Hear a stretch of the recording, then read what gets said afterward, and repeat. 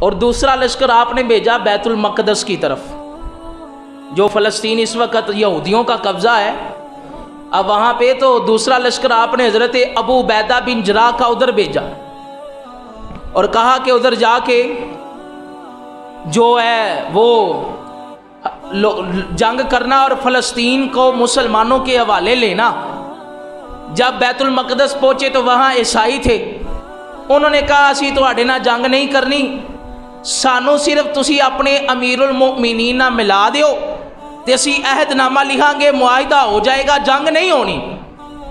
حضرت ابو عبیدہ بن جراح نے قاصد بھیجا امیر المؤمنین کی طرف، کہا یا امیر المؤمنین بندے کہتے ہیں جنگ نہیں کرنی، آپ ادھر آ جائیں، معاہدہ کر لیتے ہیں اور یہ جگہ آپ کی آپ اپنے قبضے میں لے لیں، کیونکہ عیسائیوں نے انجیل کے اندر پڑھا تھا کہ جو بیت المقدس ہے اس کو فتح کرنے والا امام الانبیاء کا کوئی سچا سچا خلیفہ ہوگا، اور جب وہ بیت المقدس کے اندر داخل ہوگا تو خود وہ پیدل ہوگا اور اس کی سواری پہ سوار غلام ہوگا۔ انہوں نے اندازہ لگانا تھا نا۔ جب خط گیا حضرت امیر المؤمنین عمر فاروق نے مشورہ کیا، صحابہ سے کہا جائیں آپ بیت المقدس جائیں۔ حضرت عمر رضی اللہ تعالی عنہ آپ سفر شروع ہو گیا، ایک غلام ساتھ لیا خود، اور ایک مشکیزہ تھا، کچھ کھجوریں تھیں، یہ سارا سامان لیا اور غلام کو کہا کہ ایسا کرو سفر بڑا لمبا ہے، کچھ دیر تم سواری پر بیٹھنا، میں سواری چلاؤں گا، کچھ دیر میں سواری پہ بیٹھوں گا، تم سواری چلانا، یہ تمہارا معاہدہ میرے ساتھ ہو گیا۔ اب سفر ہوتا رہا، چلتے رہے، اور جب بیت المقدس کے پاس پہنچے تو غلام سواری پہ سوار تھا اور آقا سواری چلا رہا تھا۔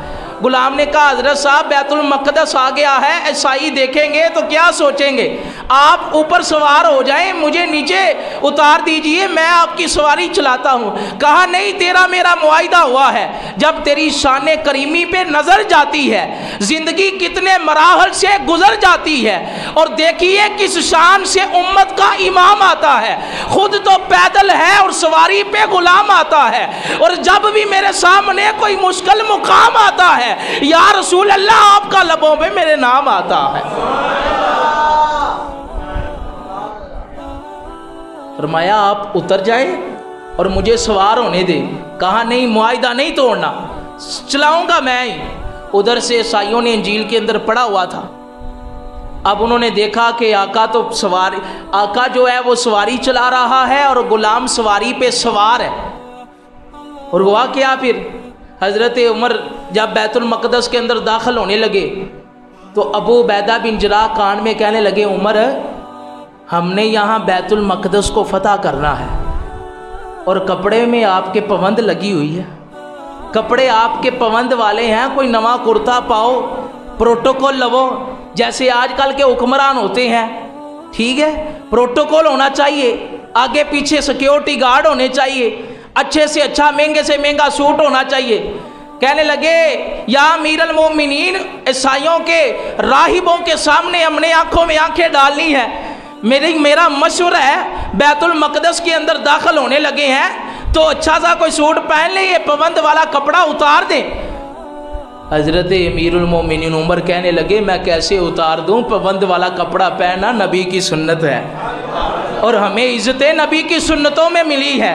اگر نبی کی سنت چھوڑ کے عظمت ملتی ہوتی تو عمر جو ہے اس مقام پہ کھڑا نہ ہوتا۔